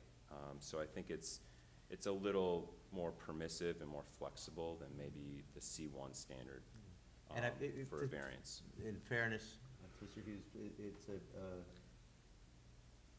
it's somewhat of a trick question, because even in the C1 positive criteria, they use the term, if I recall correctly, extremely impractical, not just undue hardship. It's almost similar wording, but it's one of those situations where we all know it's supposed to be a lesser standard because a variance is requires a greater standard than a site plan exception or design waiver. The problem is when you read the words, they virtually sound the same. So how you make that distinction is really somewhat ambiguous. But you just know it exists. So, and I'm not gonna go And with. sometimes it's easier to meet the C standard because it just seems clear to apply than the exception standard. Right. And which if is nothing odd, else, with the site plan waivers, you have no negative criteria you have to establish. Whereas with all variances, as our board knows, you have positive and negative criteria that the applicant has the burden of proof to establish both. But the 101 class in zoning and land use is now concluded. We'll be moving on to some more advanced topics later. Mr. Warner and I have been on many panels together. Many too many, and, but excellent question is the point. Yeah. Thanks, just wanted to know what standard to use. Thanks. Be clear. No, that's what we do. We are a quasi judicial body. I promise I won't go into the whole thing. So there's little more important, look, you have to be practical, but the bottom line is ultimately there are standards of proof that this board has to measure the evidence by. So what is more important than understanding the intricacies of what those standards are? You have to.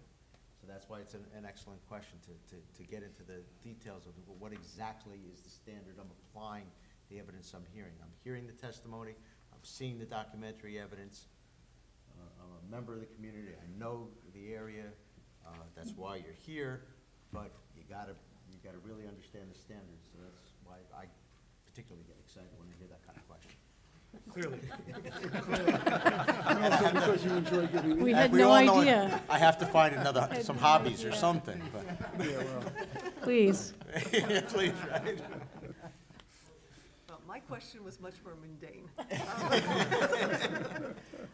You talked about the decorative wall in the front and that it was solid, and it was solid for a reason, but I don't know that I understand what the reason is that the wall is solid. Well, the sign is mounted to it, first of Okay. all, so, I mean, I think aesthetically, you know, it works in terms of having that solid base with So aesthetics. the inverted sign mounted on top of it. And then on top of that, I think it was to provide some protection to the guardhouse itself, as you heard earlier. Perhaps that could be achieved with more of an open wall, I don't know, but I think for the most part, it's an aesthetic reason, that would be my And what opinion. was the wall proposed to be constructed of, that it was gonna provide protection to the guardhouse? Some protection, I think it's a.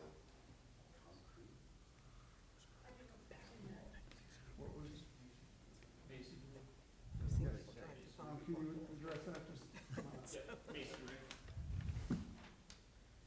So it's gonna be a masonry wall. Yeah, no, it looks like it's blocked.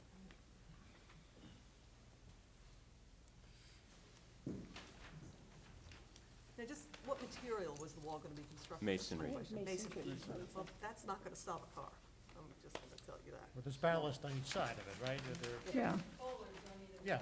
yeah. But the bollards were on either side outside of the wall by the roadway. They were not within the wall or in front of the wall. So the wall was not gonna stop anything. I think I also heard a visual barrier as well, right?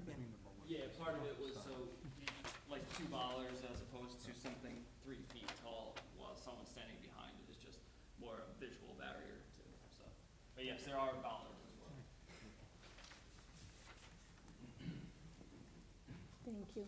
Additional questions for this witness from the board? Maybe from the public, any questions for this witness? Okay, thank you. No further questions this time. Thank you. Basically, that's our submission. I think we've addressed all of the criteria of the statute for the relief. We've addressed the reports, and, you know, what we're seeking is an approval conditioned on satisfaction of whatever outstanding items we've agreed to comply with in the professionals' reports. Thank you. Any questions from the board before I open it up to the public?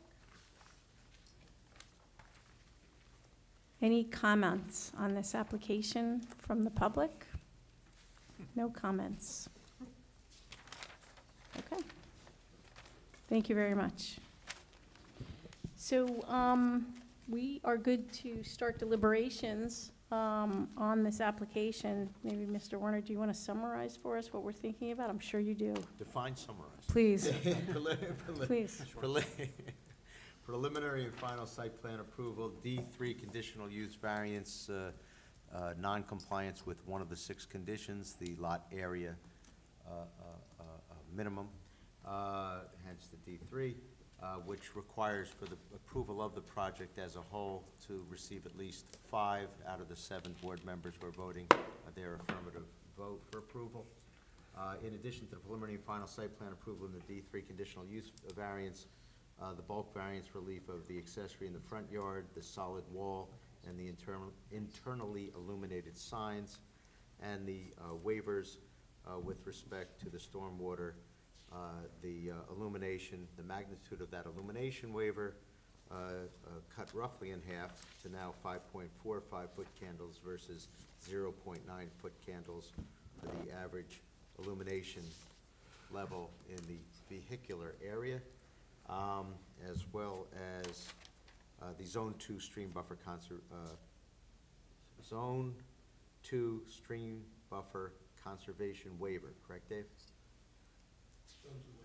Zone 2 waiver, okay, I should've just went shorthand, okay.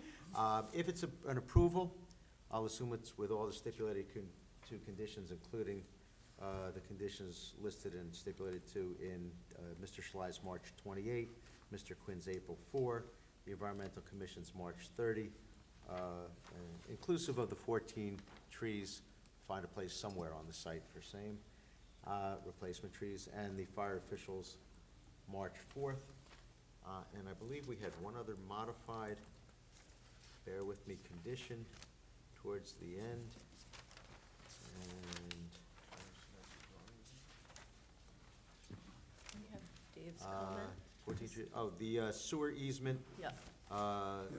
no encroachment into the sewer easement or get the sewage authority's approval if necessary for such encroachment. And that would cover it, I believe. Thank you, Mr. Warner. When we say Zone 2 waiver night for me, when we say Zone 2 waiver, that includes both the stormwater management and the stream buffer? No, they're two different things, two different waivers. Zone 2 is the stream buffer, Yeah. and then there's a stormwater management waiver? Okay. Thanks. Would anyone like to kick off deliberations? Have any comments or thoughts?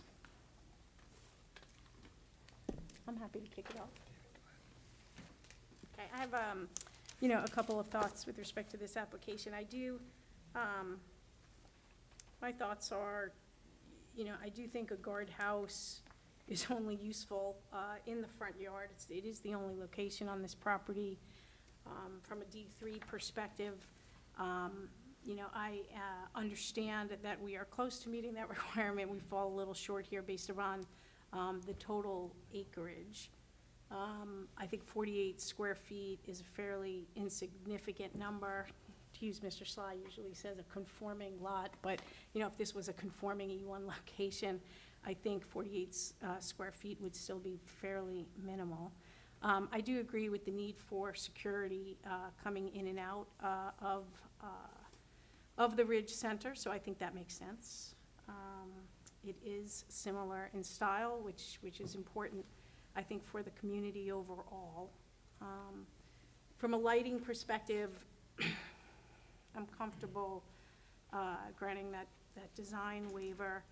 It is only internally lit. It is similar to the other lightings on the property. It doesn't seem to have any negative impact. It is a fair distance away from residential areas, and we have heard about existing buffers that already exist. So I think there is fairly minimal residential impact based upon the screening that we've talked about, and also the slope of the property that's around. I think we have included the stipulations, I think, that will protect us here. So I would be in favor of this application, granting the D3 waivers and the bulk variances and the Zone 2 waiver, and there's another waiver I'm leaving out. So those are my thoughts. I'd be supportive here. Interested in any other comments? I'll make a couple of comments. Even though it's an undersized lot technically, it will accommodate the use. I think it easily proves that. That there's no detriment. So being able to accommodate use would, provide for the positive criteria for D3, and it would be no detriment to the public good as to the negative criteria. It's far enough from Maple Avenue where you're not gonna have traffic back up. It is not visible from the street. It's, I believe, 250 feet from the closest neighbor, so I don't think there would be a sound impact or a lighting impact on any of the neighbors. And I would agree with C2 variance. The positive would be the benefits do outweigh the detriment, and negative criteria for C2, no detriment to the public good. So I would be in favor of this as well. I think I didn't mention the wall. The I'm wall also is for the comfortable. C. Yeah, I'm comfortable with the wall from a design waiver perspective as well. Yes, I agree. Yeah, I agree with everything you've both said, so Anybody no need know- to belabor. I think it was a nice presentation too, so thank you. Now, I drove through this site, like, back when the board heard the tennis court, to parking area, request. And it was late in the day, and I drove easily on the site and looped around it, and I thought about Those it. days are over. Yeah, and I thought about, you know what, I thought about that, like. if You're I was why they're in here, that Ms. hotel, Poplar. I would want some more security, like a guardhouse or something, still stopping looking people for like you. me from Yeah, driving. exactly. And I expected to be stopped. They and have nobody your stopped me. picture right I did now. the same thing, so I thought about it when this came up and Yeah. said, oh, now I can't drive back through the back. And there was no one there, of course, at the time, so it didn't matter, but I see the need for it. Yeah, I think you do need a guardhouse, actually. Any other concerns from the board, or are we ready for, if someone wants to make Was a that 1 and 2? motion? Was that motion 1 and 2? It wasn't really a motion, no, but, Real motion, huh? yeah, do it up, Mr. Tancredi. Go I'll for make the motion, okay, to I believe it was complete, right? We deemed this application complete. Yes, we did that In previously. previous meeting. So I would advise our board attorney to draft a resolution memorializing our decision to grant the sought relief, subject to all the conditions and waivers stipulated to this evening by the applicant. I'll second. Thank you, Mr. Cambria and Mr. Tancredi. Ms. Ms. Baumann? Yes. Mr. Cambria? Yes. Mr. Kraus? Yes. Mr. Pavlovsky? Yes? Ms. Pakhtar? Yes. Mr. Tancredi? Yes. Chairwoman Juniors? Yes, Thank you. thank you. Good luck. Thank you very much. And it's going to be a little more difficult to do the site visit next application. Get in there Unless- quick. Unless we're provided Everybody better with, vote for now. That's We'll have to right. check it out. We'll have to get on the guest list. You'll get on the list. we'll make the list, okay. we got it. Thank you. Thank you. Definitely put my name on. Yeah. And thank you, Mr. Quinn and Mr. Sly. Also, those memos were very helpful. It was a complicated case. Thank you very much. So number 9, we're up to comments from staff. Cindy, I think we are canceling our April 14th special meeting. Yes, and did I miss the vote on excusing Mr. Amin?